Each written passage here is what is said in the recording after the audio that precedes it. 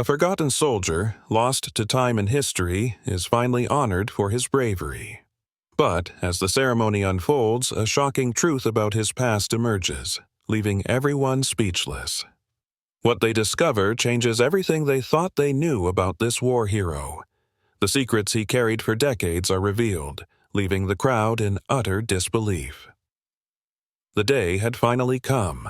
Flags rippled in the wind, their bright colors contrasting against the somber gray skies.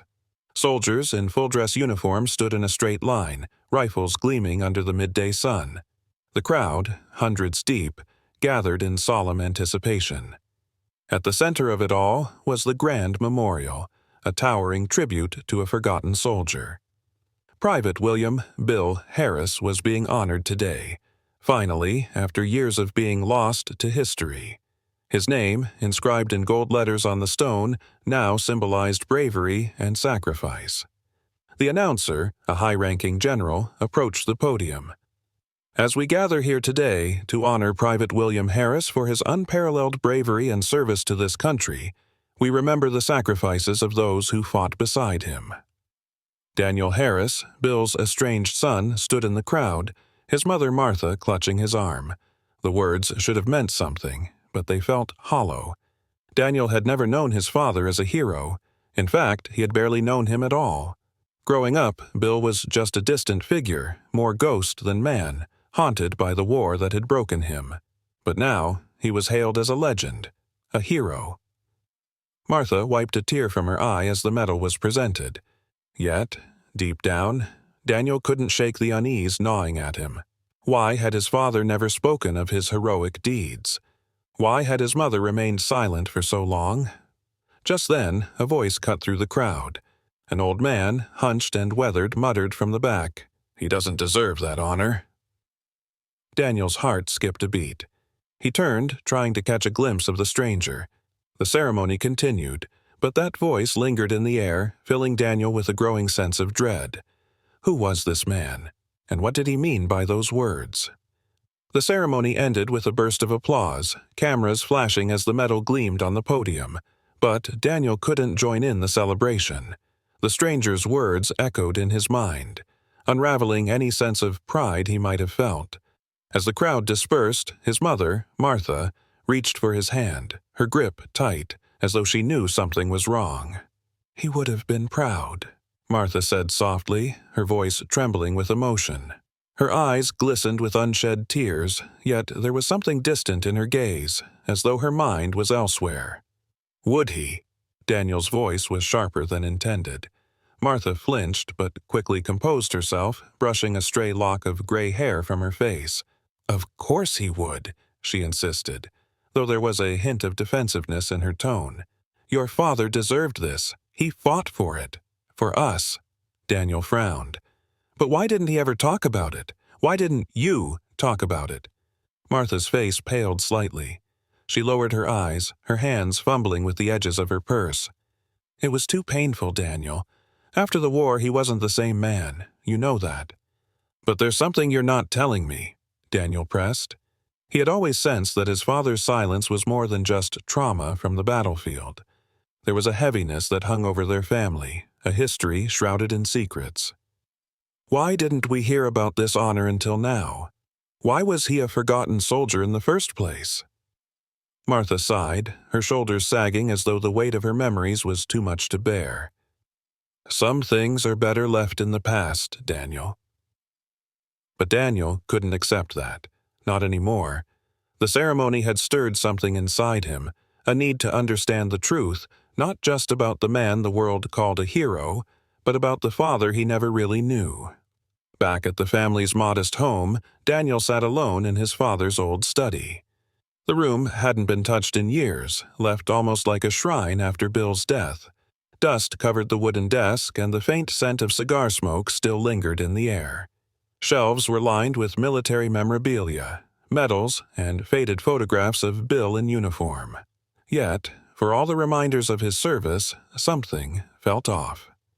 Why had his father never mentioned the battle that had supposedly made him a legend? Daniel's eyes fell on an old box tucked away in the corner. It was one he had never noticed before, half hidden beneath a stack of forgotten papers. Curious, he pulled it out and opened it, revealing a collection of letters, each one addressed to his mother. They were dated from the time Bill had been deployed overseas. One letter, in particular, caught his attention, the final one, written the day before Bill's last mission. As Daniel unfolded the brittle paper, his hands trembled. The ink was faded but legible, the words haunting. Dear Martha, if you're reading this, then something has gone terribly wrong. I don't know if I'll make it out of this mission alive, but I need you to know the truth. I'm not the man everyone thinks I am. There are things I did, things I can't take back. I've tried to live with the guilt, but it eats away at me every day. The real hero never came home. And if they knew what I'd done, I don't deserve any of this. I hope you can forgive me. Bill. Daniel's heart raced. The truth? What had his father done that was so terrible? And who was the real hero he spoke of? Before he could process the revelation, the doorbell rang, jolting him out of his thoughts. He tucked the letter into his pocket and went to answer the door. Standing on the porch was the old man from the ceremony, the one who had said Bill didn't deserve the honor. "Can I help you?" Daniel asked, trying to mask his surprise. The old man met his gaze with a hard, knowing look. "I reckon you're Bill Harris's son." "I am. And you are?" "John Davis," the man said, extending a weathered hand. "I served with your father. We were in the same unit." Daniel hesitated before shaking his hand. "You said something at the ceremony today, something about my father not deserving his honor. What did you mean by that?" John's expression darkened. "I meant exactly what I said. There's a lot about your father's past that the military doesn't want you to know. He wasn't the hero they're making him out to be." Daniel's mind raced. First the letter, now this stranger showing up with more cryptic warnings. "What are you talking about?" John took a deep breath, glancing around as if making sure they weren't being overheard. "It's a long story, son, but you deserve to know the truth about your father, what really happened out there in that God-forsaken war." John's revelation sets the stage for uncovering the dark secrets of Bill's military past, raising more questions about the honor that was bestowed upon him. The reader is left wondering what truth John will reveal, and how it will change everything Daniel thought he knew about his father. Daniel invited John inside, his mind racing with questions. The old man sat stiffly on the couch, looking around the room as if revisiting a ghost from the past. He glanced at the military memorabilia that adorned the walls, his eyes lingering on the medals, and his expression hardened. "So," John began, his voice gravelly with age and weariness, "you want to know why your father doesn't deserve that medal?" Daniel nodded, feeling a knot form in his stomach. "Yes. What happened out there?" John leaned forward, his hands trembling slightly as he rubbed them together. "We were in the same unit during the war, stationed in one of the worst conflict zones. Your father was our commanding officer. He was a good soldier, no doubt about that. But something happened on our last mission, something that changed everything." Daniel listened intently, his pulse quickening. "There was this ambush," John continued, his voice lowering as if the memories were too painful to speak aloud. "Our unit was caught in a deadly crossfire. We were outnumbered, outgunned. Everyone was panicking, and that's when it happened." "What happened?" Daniel asked, barely able to contain his anticipation. "Your father—" "He hesitated," John said, his eyes flashing with a mixture of anger and sorrow. "He froze up in the middle of the battle. He was supposed to give the order to retreat, but he couldn't. And because of that hesitation, a lot of good men died that day." Daniel's heart sank. He wanted to deny it, to defend his father, but the weight of John's words pressed down on him like a heavy stone. "But that's not the worst part," John continued, his voice thick with emotion. "The real hero of that day was a man named Samuel Green. He was a private, just like the rest of us, but he didn't hesitate. He charged forward, risking his life to save the rest of us. He should have been the one getting that medal, not your father, but because of the color of his skin, the military buried the truth." Daniel sat in stunned silence, the world around him spinning. Could it be true? Could his father's honor have been built on a lie? The revelation about Samuel Green sets the stage for a deeper exploration of racial injustice and the hidden truths of war. The reader is left grappling with the moral implications of Bill's actions, and eager to learn more about the forgotten hero, Samuel Green. Word of the old man's claim began to spread quickly. It wasn't long before Sarah, a tenacious young investigative reporter with a reputation for digging deep into stories others feared to touch, caught wind of it. She had been covering the ceremony as part of her work for a major news outlet, but when she heard about John Davis's accusations, her instincts told her there was more to this story than the public knew. Sarah reached out to Daniel, eager to learn more about his father's past and the stranger who had accused him of cowardice.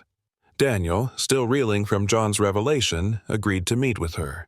Sitting across from Sarah at a small cafe, Daniel unfolded his father's final letter and handed it to her. "This is all I have. I don't know what to believe anymore." Sarah carefully read the letter, her brow furrowing with concern. If what John Davis said is true, then this could be one of the biggest military cover-ups in history. But we need more than just his word. We need evidence. "I don't know where to find that," Daniel admitted, feeling overwhelmed. Sarah's eyes gleamed with determination. "I do. I have contacts in the military archives. If there's any record of what happened during your father's last mission, I'll find it." Sarah's involvement brings a new layer of investigation to the story, setting up a tense pursuit of the hidden military records. The stakes are raised as the possibility of uncovering a major scandal looms larger. The narrative shifts back to Bill Harris's final mission, told from his perspective. Bill and his unit are deep in enemy territory, exhausted and on edge. Tensions run high as they navigate through treacherous terrain, knowing they could be ambushed at any moment. The ambush comes swiftly and brutally. Gunfire erupts from all sides, and chaos ensues. Bill, frozen with fear, struggles to give the order to retreat. In the midst of the chaos, Samuel Green, a quiet, unassuming soldier, takes charge, rallying the others and leading a counterattack that saves most of the unit. But Samuel's heroism comes at a cost. He is gravely wounded in the process, and despite his sacrifice, the military chooses to bury the truth. Bill is given the credit for saving the unit, and Samuel's name is erased from the official record. The flashback reveals the truth about Bill's actions during the war, deepening the moral conflict at the heart of the story. Readers are left questioning the consequences of prejudice and the erasure of true heroism. Returning to the present, Daniel grapples with the new knowledge of his father's flawed legacy. As he reads through more of Bill's letters and diary entries, he realizes that his father had been haunted by guilt for years. Bill had never been able to live with the lie that made him a hero in the eyes of the world. Martha, too, is forced to confront the truth she had long buried.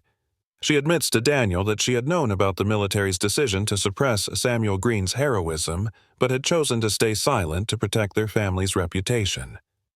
"I didn't want to believe it," Martha says, her voice breaking. "But your father, he couldn't live with it. That's why he withdrew from us, why he was never the same." The family's internal conflict adds an emotional layer to the story, as they struggle with the consequences of Bill's guilt and the choices they made to protect his legacy. The stage is set for the pursuit of justice for Samuel Green. Sarah's investigation into Samuel Green's erasure from military records becomes her singular focus. As a seasoned journalist, she knows that exposing institutional cover-ups is always a delicate task, but this story, she feels, is too important to let go. Her search leads her through layers of red tape until she finally manages to locate an old report buried deep in military archives, one that details the fateful ambush in which Samuel had saved Bill's unit. The report is heavily redacted, but Sarah's journalistic instincts tell her she's on to something.